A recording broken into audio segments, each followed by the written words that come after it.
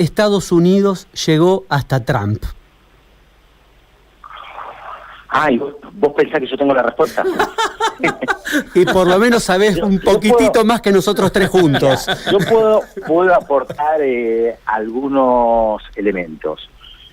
En primer lugar, decir que Estados Unidos no es solamente, reitero, no es solamente aquellos que vemos en las películas y aquel mundo liberal que uno puede ver de las costas.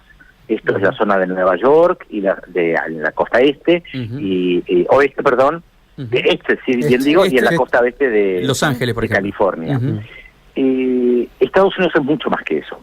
Lo que pasa que los medios de comunicación más importantes, más influyentes durante décadas en Estados Unidos han sido el New York Times de Nueva York y el Washington Post de Washington. Pero hay otros medios de comunicación que no son los que leen habitualmente aquellos que siguen estos diarios, porque los desprecian, porque los consideran amarillistas, o de derecha, o poco inteligentes, pero que representan un sector importante de la sociedad. La intelectualidad liberal, progresista que existe en Estados Unidos y que hay en prácticamente todos los países, suele tener un gran desprecio por los medios de comunicación amarillistas y muchas veces con razón, porque mienten mucho y porque son sensacionalistas, pero se pierden de ver a dónde apuntan y qué dicen estos medios de comunicación. Tomemos ejemplos bien concretos. Yo leo hace muchos años, además del New York Times y el Washington Post, diarios de la derecha estadounidense, por ejemplo el Washington Times, o por ejemplo el New York Post. No confundirse con los nombres, estamos hablando del Washington Post, es el liberal, progresista, en el amplio sentido de la palabra. El Washington Times es reaccionario y de derecha. Ahora, ese diario que apoyó en primer momento a Donald Trump tenía una lectura mucho más cierta de la realidad durante la campaña electoral de la que tenía el Washington Post. Porque el Washington Post y el New York Times en Nueva York no podían creer que este tipo, al que calificaban de bruto, machista, obsceno, ridículo, poco formado, y podemos agregarle muchos epítetos que se usaban en ese momento, podía competir con una persona como Hillary Clinton. Ahora, que estaba formada, que tenía experiencia política, lo que no podían entender es que justamente un sector importante de la población en Estados Unidos podía simpatizar con esta persona. Pero no es la primera vez que pasa. Cuando George Bush hijo llegó a la presidencia, yo recuerdo que en ese momento muchos los describían como una persona común y corriente con quien cualquier norteamericano medio se sentaría a tomar una cerveza. ¿Qué querían decir con eso? Que el que estaba del otro lado, en su momento el que compitió con George Bush, era un tipo como Al Gore, preocupado por el medio ambiente, más intelectual, capaz de escribir libros, capaz de tener discursos elaborados, reflexivos, con formación analítica. Bush no. Bush a duras penas podía articular un discurso coherente, pero era una persona con la cual uno se podía identificar, y la identificación con un político, con una persona, es muy importante. Donald Trump logró esa identificación. Uno dirá, pero logra la identificación con lo más bajo, con lo más retrógrado, con lo más machista, sí, pero eso es parte de esa sociedad. Pensar que Estados Unidos solo es Woody Allen es una extrema simplificación. Ya sé que nadie va a pensar que solo es Woody Allen, pero es una extrema simplificación.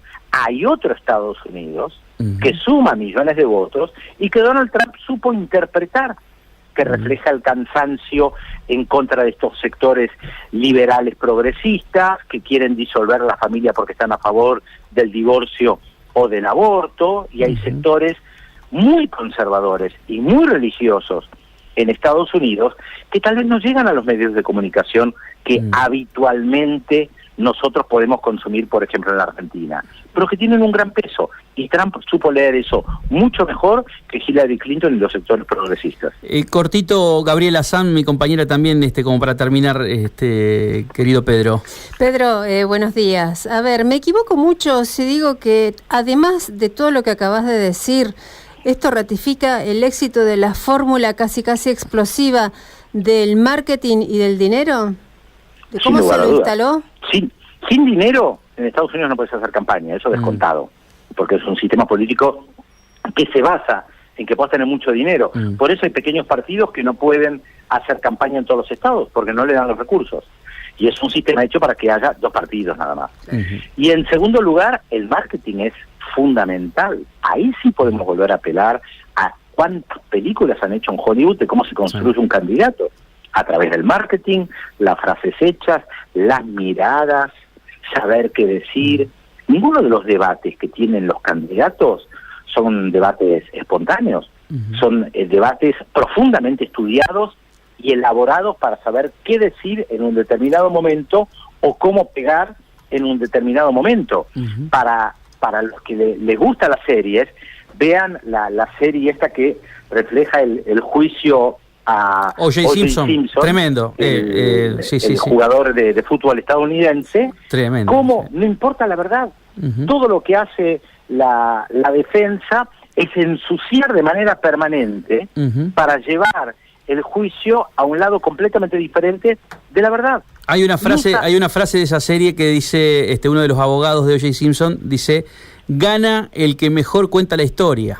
Exactamente. Gana el que mejor cuenta la historia. En política también. Entonces, cuando un candidato logra convencer a la mayoría de la población de que va a hacer algo, aunque después haga lo contrario, eso después no cuenta. Sí. Vos fíjate que Donald Trump promete crear muchos empleos. Ahora, su gabinete de ministros es un gabinete de millonarios, multimillonarios, billonarios, toda la palabra millonario que quieran agregar a eso, gente que por lo general ha estado en contra de los más pobres. ¿Alguien realmente puede pensar que esos banqueros, gerentes de empresas que están a favor de la educación privada, como la ministra o secretaria de educación, como lo llaman ellos, puede hacer algo por la educación pública y por aquellos que perdieron los trabajos?